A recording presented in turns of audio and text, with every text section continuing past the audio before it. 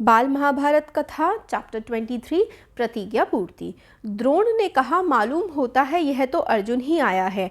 आचार्य की शंका और घबराहट दुर्योधन को ठीक न लगी। तभी कर्ण बोला, पांडव जुए के खेल में जब हार गए थे तो शर्त के अनुसार उन्हें 12 बरस का वनवास और 1 बरस अज्ञातवास में बिताना था। अभी 13 बरस पूरा नहीं हुआ है और अर्जुन हमारे सामने प्रकट हो गया है, तो डर किस बात का। शर्त के अनुसार पांडवों को फिर से 12 बरस वनवास और 1 बरस अज्ञातवास में बिताना होगा। अजीब बात है कि सेना के योद्धा भय के मारे कांप रहे हैं, जबकि उन्हें दिल खोलकर लड़ना चाहिए। आप लोग यही रट लगा रहे हैं कि सामने जो रथ आ रहा है उस पर अर्जुन धनुष ताने हुए बैठा है, पर वहाँ अर्जुन की बजाय परशुराम हो तो भी हम क्यों डरें। मैं तो अकेला ही जाकर उसका मुकाबला करूँगा और मैंने दुर्योधन को जो वचन दिया था उसे आज पूरा करके दिखाऊंगा। कर्ण को यूं दम भरते हुए देखकर कृपाचार्य झल्लाकर बोले, कर्ण, मूर्खता की बातें ना करो। हम सबको एक साथ मिलकर अर्जुन का मुकाबला करना होगा। यह सुनकर कर्ण को गुस्सा आ गया। वह बोला, आचार्य तो अर्जुन की प्रशंसा करते कभी थकते ही नहीं हैं। अर्जुन की शक्ति को बढ़ा चढ़ाकर बताते हैं और इनकी यही आदत है। ना मालूम यह भय के कारण है या अर्जुन को अधिक प्यार करते हैं इस कारण है। जो भी हो, मैं अकेला ही डटा रहूँगा। जब कर्ण ने आचार्य की यूं चुटकी ली तो कृपाचार्य के भांजे अश्वत्थामा से न रहा गया। वह बोला, कर्ण, किया तुमने कुछ नहीं है और कोरी डींगे मारने में समय गंवा रहे हो। इस प्रकार कौरव सेना के वीर आपस में ही वाद विवाद तथा झगड़ा करने लगे। यह देखकर भीष्म बड़े खिन्न हुए। वह बोले, यह आपस में बैर विरोध या झगड़े का समय नहीं है। अभी तो सबको एक साथ मिलकर शत्रु का मुकाबला करना है। पितामह के इस प्रकार समझाने पर कर्ण, अश्वत्थामा आदि वीर जो उत्तेजित हो रहे थे शांत हो गए। सबको शांत देखकर भीष्म दुर्योधन से फिर बोले, बेटा दुर्योधन, अर्जुन प्रकट हो गया है, ठीक है, पर प्रतिज्ञा का समय कल ही पूरा हो चुका है। चंद्र और सूर्य की गति, वर्ष, महीने और पक्ष विभाग के पारस्परिक संबंध को अच्छी तरह जानने वाले मेरे कथन की पुष्टि करेंगे। प्रत्येक वर्ष में एक जैसे महीने नहीं होते। मालूम होता है कि तुम लोगों की गणना में भूल हुई है, इसलिए तुम्हें भ्रम हुआ है। जैसे ही अर्जुन ने गांडीव धनुष की टंकार की थी, मैं समझ गया था कि प्रतिज्ञा की अवधि पूरी हो गई है। दुर्योधन, युद्ध शुरू करने से पहले इस बात का निश्चय कर लेना कि पांडवों के साथ संधि कर लें या नहीं। यदि संधि करने की इच्छा है तो उसके लिए अभी समय है। दुर्योधन ने कहा, पूज्य पितामह, मैं संधि नहीं चाहता हूँ। राज्य तो दूर रहा, मैं तो एक गांव तक पांडवों को देने के लिए तैयार नहीं हूँ। यह सुनकर द्रोणाचार्य की आज्ञा अनुसार कौरव वीरों ने व्यूह रचना की। उधर उत्तर ने रथ उसी ओर हाँक दिया जिधर दुर्योधन था। अर्जुन ने गांडीव पर चढ़ाकर 2-2 बाण आचार्य द्रोण और पितामह भीष्म की ओर इस तरह से छोड़े जो उनके चरणों में जाकर गिरे। इस प्रकार अपने बड़ों की वंदना करके अर्जुन ने दुर्योधन का पीछा किया।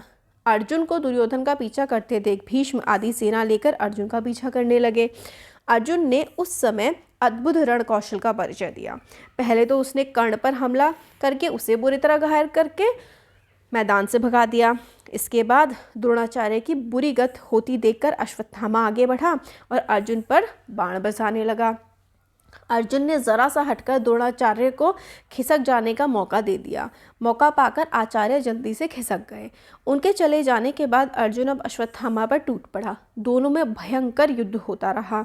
अंत में अश्वत्थामा को हार माननी पड़ी। उसके बाद कृपाचार्य की बारी आई और वह भी हार गए। पांचों महारथी जब इस भांति परास्त हो गए तो फिर सेना किसके बल पर टिकती। सारी कौरव सेना को अर्जुन ने जल्दी ही तितर बितर कर दिया। सैनिक अपनी जान बचाकर भाग खड़े हुए।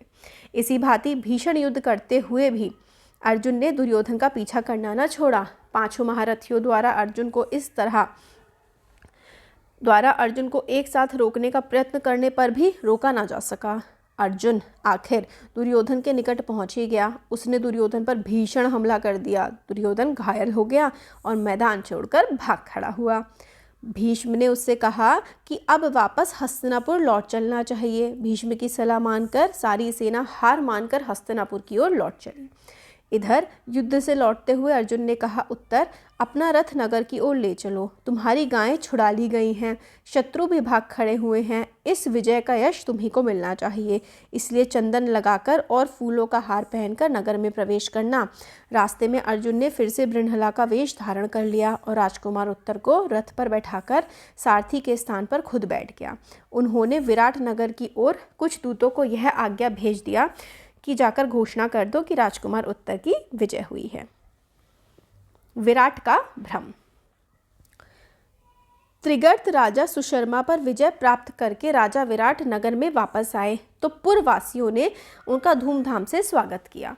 अंतःपुर में राजकुमार उत्तर को न पाकर राजा ने पूछताछ की तो स्त्रियों ने बड़े उत्साह के साथ बताया कि कुमार कौरवों से लड़ने गए हैं। राजा यह सुनकर एकदम चौंक उठे। उनके विशेष पूछने पर स्त्रियों ने कौरवों के आक्रमण आदि का सारा हाल सुनाया। यह सब सुनकर राजा का मन चिंतित हो उठा। राजा को इस प्रकार शोकातुर होते देखकर कंक ने उन्हें दिलासा देते हुए कहा, आप राजकुमार की चिंता ना करें, बृहन्नला सारथी बनकर उसके साथ गई हुई है। कंक इस प्रकार बातें कर ही रहे थे कि इतने में उत्तर के भेजे हुए दूतों ने आकर कहा, राजन, आपका कल्याण हो, राजकुमार जीत गए, कौरव सेना तितर बितर कर दी गई है, गायें छुड़ा ली गई हैं। यह सुनकर विराट आंखें फाड़कर देखते रह गए। उन्हें विश्वास ही ना होता था कि अकेला उत्तर कौरवों को जीत सकेगा। पुत्र की विजय हुई यह जानकर विराट आनंद और अभिमान के मारे फूले ना समाये। उन्होंने दूतों को असंख्य रत्न एवं धन पुरस्कार के रूप में देकर खूब आनंद मनाया। इसके बाद राजा ने प्रसन्नता से अंतःपुर में जाकर कहा, सैरंध्री चौपाड़ की गोटे तो जरा ले आओ, चलो कंक के साथ दो दो हाथ चौपड़ खेल लें। आज खुशी के मारे मैं पागल सा हुआ जा रहा हूँ। मेरी समझ में नहीं आ रहा कि मैं अपना आनंद कैसे व्यक्त करूँ। दोनों खेलने बैठे। खेलते समय भी बातें होने लगी। देखा राजकुमार का शौर्य। विख्यात कौरव वीरों को मेरे बेटे ने अकेले ही लड़कर जीत लिया, विराट ने कहा।